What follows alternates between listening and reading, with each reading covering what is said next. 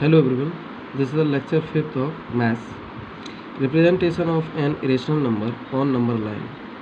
In earlier lectures, we have discussed about how to represent a rational number on number line. Now we will discuss how to represent an irrational number on number line.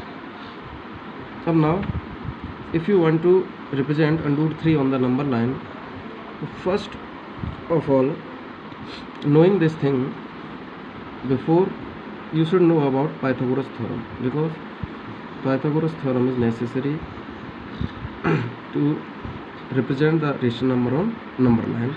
So what is Pythagoras theorem? In right angle triangle means one angle must be 90 degree. So the opposite angle of 90 degree is called hypotenuse. Otherwise we can say that longest side. This is the longest side, and this is the base, and this is perpendicular. So in Pythagoras theorem, hypotenuse square equals to base square plus perpendicular square. This is the Pythagoras theorem. Now, if we want to represent √3 on the number line, so take here 2 and perpendicular base 2 and perpendicular 1. Now if you take base 2 and perpendicular 1, so you will get hypotenuse √3. How? Look here, this is the right angle triangle, this is 2 unit base in a triangle ABC. Base is 2 unit and perpendicular is 1 unit. So what will be the length of hypotenuse? Now we know that hypotenuse means BC square equals to base square, it means 2 unit square plus 1 ka square. BC square equals to 2 ka square. Sorry, this is the representation of √5. First I am telling you 2 ka square 4 plus 1 square means 2 का 2 से 2 times multiply, square power 2 है तो 2 का 2 times multiply करना है, 2 × 2, तो BC square equals to हो जाएगा 5, तो BC इक्वल्स टू √5. इधर से स्क्वायर हटेगा तो इधर स्क्वायर मिटा जाएगा. तो ये हो गया रिप्रेजेंटेशन √5. हाइपोटेनियस हमारा आ गया √5. तो इसको आर्क लेकर के, सॉरी, इसका रेडियस लेकर के हमने एक सर्कल यूँ किया, तो ये √5 यहाँ आ जाएगा. ये रिप्रेजेंटेशन हो गया √5 का. ऐसे ही अगर हम √3 के लिए बात करें तो एक और नंबर लाइन यहाँ छोटी सी ड्रॉ कर लेते हैं. यहाँ 0 1 2 3. तो √3 के लिए अगर हम 1 यूनिट ये लें और 1 यूनिट ये लें, तो हमारा जो हाइपोटेनियस होगा ये 1, ये भी 1, तो ये हो जाएगा √2. अब ये √2 आ गया और इस पर एक हमने परपेंडिकुलर डाला, ये भी 1 यूनिट का ही डाला, और यहाँ से ये हो गया हाइपोटेनियस. ये 90 डिग्री के सामने की हाइपोटेनियस हो गया. अब इसका स्क्वायर प्लस इसका स्क्वायर इक्वल्स टू होगा इसके स्क्वायर, तो ये हो जाएगी √3.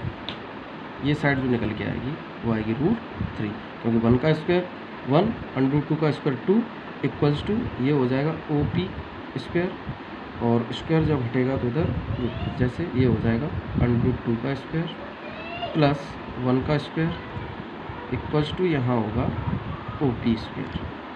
तो यहाँ OP स्क्वायर हो जाएगा 2 + 1, तो OP equals to OP square equals to 3, OP equals to 3. अब इसको इतने को रेडियस मानकर यहाँ से हम अगर सर्कल ड्रॉ करेंगे तो यहाँ आ जाएगा √3. तो ऐसे हम रिप्रेजेंट करेंगे. Next, find 3 rational numbers between the two.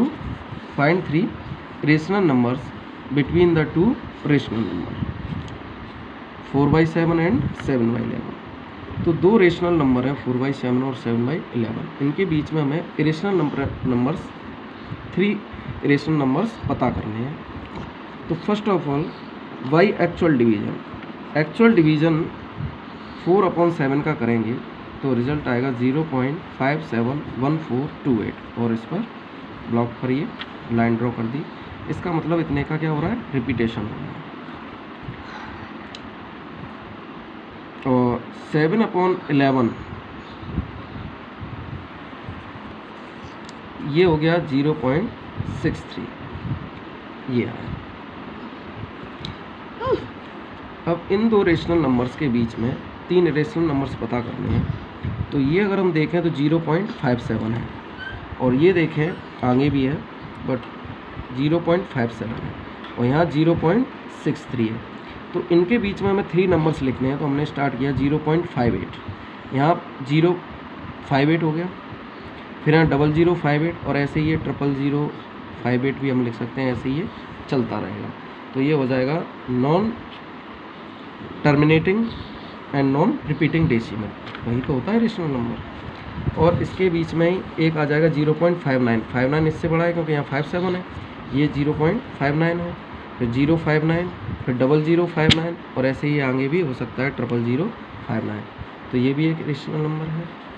और आगे 0.60, 600, 6000, 640 ये भी आगे चलता ही रहेगा, non terminating and non repeating decimal. So these are the 3 numbers. और भी हम निकाल सकते हैं, और भी हम जैसे अगर और निकाला जाए तो 60.60 है, तो अभी तो इससे पहले 0.61 और 61, 061, 0061 ऐसे भी हम आगे निकाल सकते हैं, और रिपीटेशन नहीं होना चाहिए।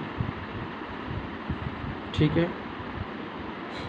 और भी अगर निकालना हो तो 0.620 इस तरीके से भी कई हम निकाल सकते हैं बीच में। Next, classify the following numbers as rational और इरेशनल। हमें ये पता करना है कौन सा नंबर रेशनल है कौन सा इरेशनल है। तो ये √36 है, तो √36 को पता करने के लिए हमने इसके फैक्टर किए।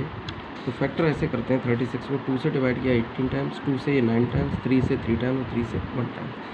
अगर हमें स्क्वायर रूट लेना है तो ये स्क्वायर रूट में इसके फैक्टर हो गया, 2 पेयर में से एक पेयर निकलेगा, तो इसमें से 2 निकला और इसमें से 3 निकला, तो ये हो गया 6। तो ये वैसे भी 6 का स्क्वायर होता है 36, तो ये रेशनल नंबर है। इसमें आप देखिए इसके भी फैक्टर किए तो इसमें से एक पेयर में से 2 निकल आया, इस पेयर में से भी एक सिंगल 2 निकल आया, ये नहीं निकलेगा, ये अंडर रूट में ही रहेगा क्योंकि इसका पेयर नहीं बन रहा है, तो हो जाएगा 4√3। अब now we know that the product of rational and irrational number is also rational. So 4 is rational and under root 3 is irrational. जो भी नंबर्स हैं जो अंडर रूट से बाहर नहीं निकल पा रहे हैं या क्यूब रूट्स नहीं ले सकते, वो सारे रेशनल नंबर्स होते हैं, तो ये भी रेशनल होगा। ये रेशनल है क्योंकि 2 पॉइंट इसका क्या हो रहा है, रिपीटेशन 312, क्योंकि ये रिपीटेशन हो रहा है तो ये एक रेशनल नंबर है।